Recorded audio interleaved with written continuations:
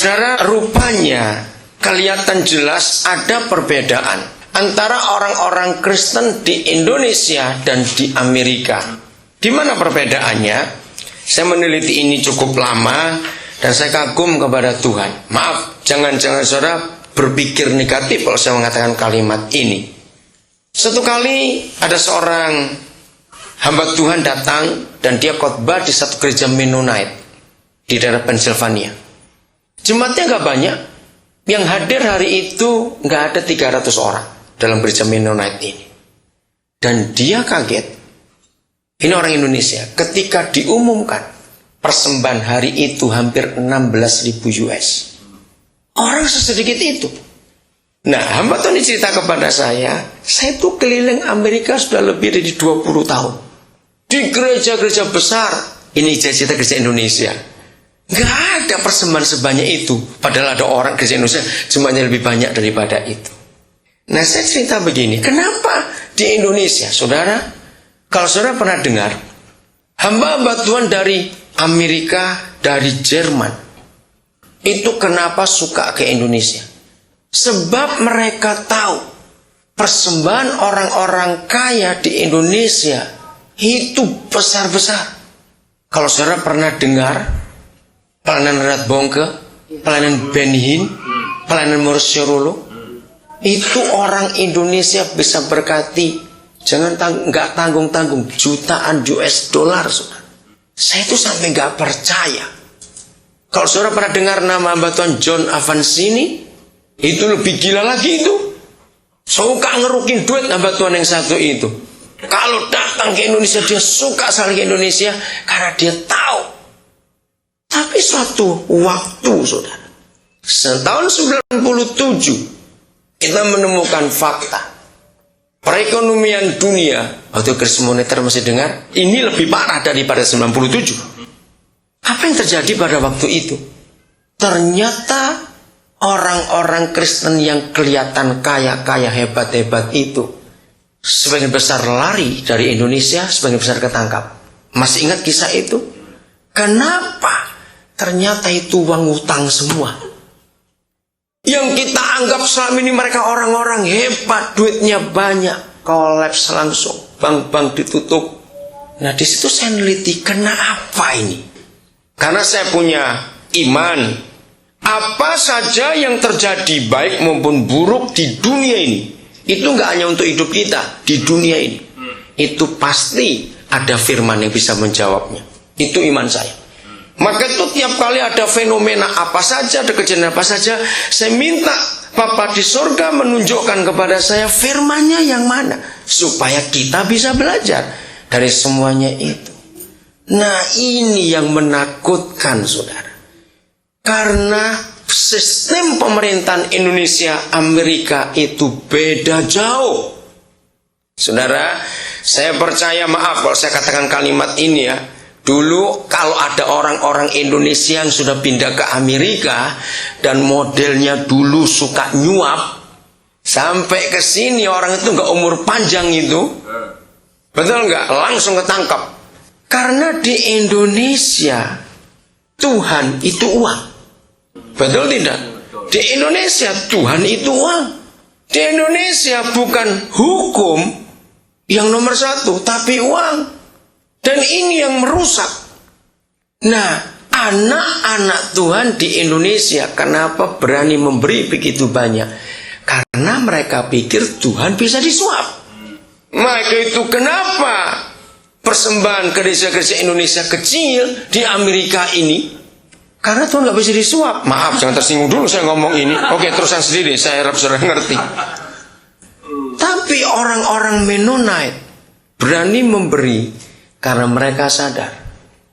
Saudara lihat di seluruh state di Amerika, Pennsylvania itu state yang paling kaya dalam hal pertanian. Karena ada orang-orang yang takut akan Tuhan sampai hari ini di sana. Dan itu mereka sadar, berani memberi. Bukan karena mereka mau menyuap Tuhan. Tidak. Karena memang Tuhanlah yang membuat tanah itu subur dan tanaman mereka bisa tumbuh. Mereka sadar. Nah, begitu pula dalam kehidupan kita. Saya mengenal banyak orang kaya, Kenapa ada orang kaya yang pelitnya luar biasa? Tapi kenapa juga ada orang kaya yang punya hati murah, generosity-nya tinggi? Kenapa? Saya mempelajari itu, kenapa? Ternyata jawabannya gampang. Saudara, tidak semua kekayaan itu dari Tuhan. Ingat ini baik-baik. Setuju nggak saya katakan ini? Tidak semua kekayaan dari Papa kita. Ingat, setan pun bisa memberi kekayaan. Ingat. Jadi kalau ada apa-apa, kita harus jujur, introspeksi diri sendiri. Jangan suka nyalakan setan. 99% yang gak baik terjadi dalam hidup kita itu karena kita, bukan karena setan. Setan gak akan pernah bisa bekerja kalau kita gak memberi kesempatan. Oke, nah sekarang kita gak usah ngomong dia. Saya mempelajari ini. Ternyata ada berkat secara alamiah, ya, secara nature. Dan ada berkat karena Papa di surga. Nah, orang yang dapat berkat karena alamiah, karena nature, itu dia pasti pelit. Kenapa? Karena dia sadar itu karena jerih payahku. Kalau aku nggak kerja 3 shift, ya mati dong kerja 3 shift. Nggak mungkin aku bisa beli rumah, bisa beli mobil, belikan rumah mama papaku di Sulawesi Utara sana. Maaf, contohnya saja. Nggak mungkin. Aku kerja winter jam 3 aku bangun lempar koran misalnya. Pulang dari lempar koran cleaner misalnya. Oh nggak cleaner biasanya sore malam. Atau apa lagi? Saudara, di sini kita melihat orang itu pasti pelit karena itu jerih payahnya. Tapi kalau dia sadar, aku ini siapa? Ijazah saya nggak punya misalnya, tapi bisa sampai seperti ini. Orang itu sadar, itu semua karena papaku. Nah, maka itu yang pelit pasti yang pertama, karena itu jerih payahnya. Yang kedua pasti nggak bisa pelit, karena sadar itu karena dia. Ayo kita jujur, kita termasuk yang mana? Jangan jawab, dalam hati saja. Saya menemukan saudara dalam dunia ini ada 3 resep saja, 3 hal saja untuk orang bisa jadi kaya tanpa Tuhan. Catat, kasih tahu orang lain, nggak apa-apa kok.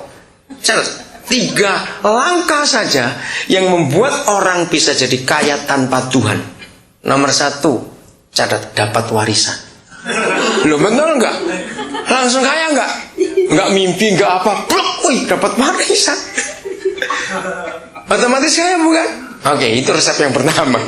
Yang kedua, kerjalah yang rajin.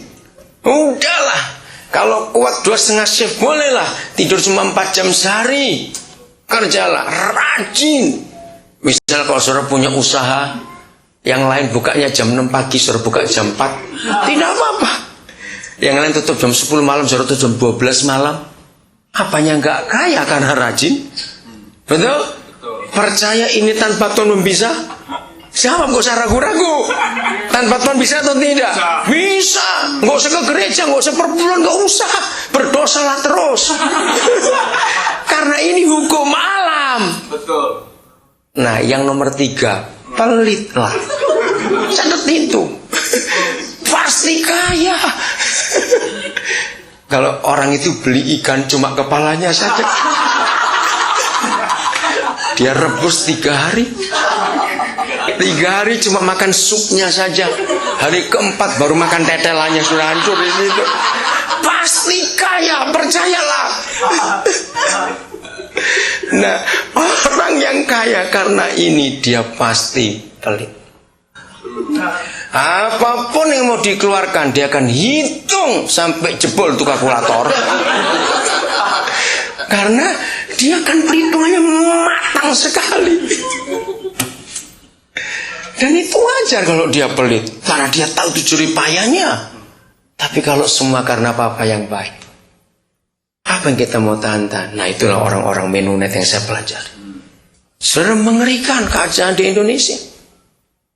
Begitu kami tiba hari Kamis tanggal 16, hari Jumat kami masih di Washington DC, kami diajak jalan-jalan oleh satu anak Tuhan Pak Yohanes.